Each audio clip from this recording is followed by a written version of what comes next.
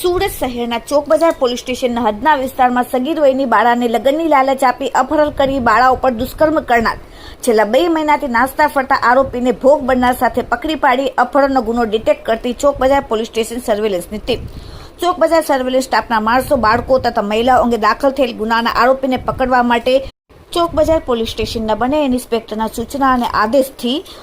સુરતના ચોકબજાર વિસ્તારના વેડ road Trilok society 2 સંતાનો સાથે રહેતા હતા, જે ફરિયાદીના રહેરાકના ઘરથી 28/1/2026 રોજ રાતના 1 વાગ્યાથી સવારના 6 વાગ્યા દરમિયાન ફરિયાદીની સગીર વયની દીકરી ઉંમર 15 પોતાની જાતે અથવા કોઈ અજાણ્યા ઇસમે લલચાવી ફોસલાવીને કાયદેસરના વાલી પીપળામાં અપહરણ કરીને લઈ ગયેલ હતો, જેનો ગુનો દાખલ થયેલ હતો. જે ગુનાને લઈને ચોકબજાર પોલીસ સ્ટેશનના સર્વેલન્સ સ્ટાફના માણસો અને પોલીસ ઇન્સ્પેક્ટર દ્વારા તે જગ્યાના આજુબાજુના 50 જેટલા સીસીટીવી ફૂટેજ ચેક કરતા સગા સંબંધીઓની પૂછપરછ કરતા આરોપી ભોગ બનનારને શોધી કાઢવા માટે વર્કઆઉટ કરતા ગુડ્ડુ નામનો ઇસમ ભોગ બનનાર બાળાને લગ્નની લાલચ આપી અપહરણ કરીને લઈ ગયેલ હતું. જેથી તે કામે વોચ રાખવા માટે ટેકનિકલ એનાલિસિસ કરતા આરોપીઓ બારડોલીથી ભોગ બનનાર સાથે સુરતના પંડોર ફુલવાડી વિસ્તારમાં આવેલ હોવાનું પોલીસને જાણવામાં મળ્યું. તેથી તાત્કાલિક પોલીસે પંડોર ફુલવાડી વિસ્તારમાં તપાસ કરતા તે દરમિયાન બાતમી મળી કે આરોપી ભોગ બનનાર બાળકી સાથે ફુલવાડીમાં રહેતા તેના મિત્રો પાસે પૈસા લેવા માટે આવેલ છે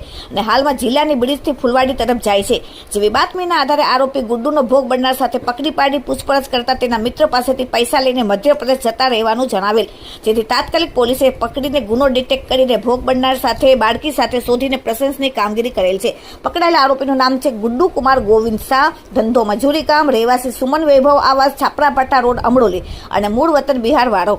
bureau report, daily India TV, Surat.